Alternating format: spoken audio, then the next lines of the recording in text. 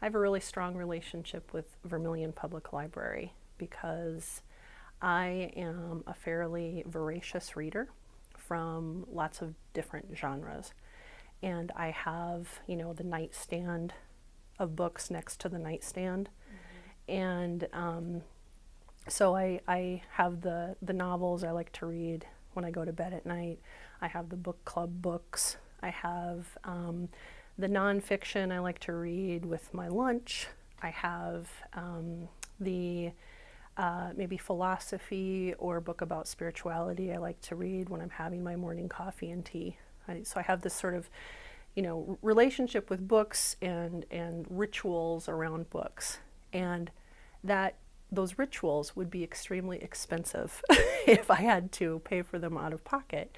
But fortunately, I come probably 2 or 3 times a week to the Vermilion Public Library and check out a nightstand of books that allows me to read whatever I want, whenever I want, and dabble with for absolutely free. So that is precious to me. That's a really important part of my life, and it's important for me to be able to come here and to not only go over to the new books and see what's new, but to come with my list and find the things that I can get through interlibrary loan, or to just browse. And I get to have all of those experiences in terms of getting to read the stories I want to read, the information I want, the authors I want.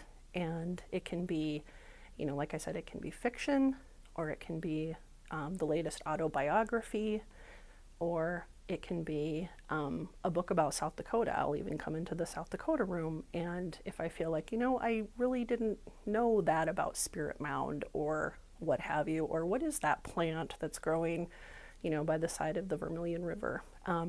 It's pretty simple to just come and check it out. I'm sure that I probably, if I were to purchase all of the books and the magazines, because I also check out magazines, weekly magazines, because I don't have subscriptions to the Atlantic or the New Yorker. I check those out. I'm sure that I probably, if I were to spend money on those books and magazines, would spend upwards of thousands of dollars per year.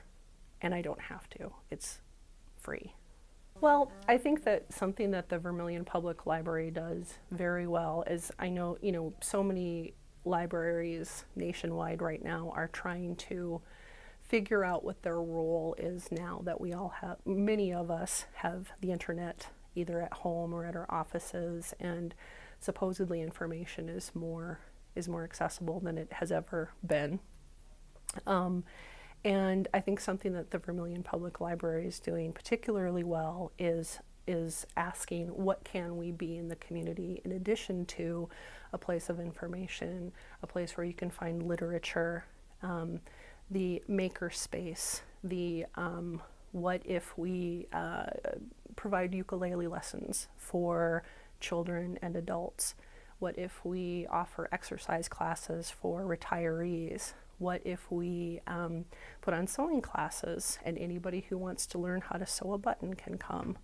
And so it's this wonderful opportunity to meet community, but also to learn things beyond the books that you certainly couldn't get from the internet, or wouldn't be as tactile or as enjoyable if it was a YouTube video. So I think Vermilion Public Library is doing an incredible job of saying, what are we now in the 21st century? What can we be? What are the possibilities for the Vermilion Public Library? I'm Katie Beam, and I love Vermilion.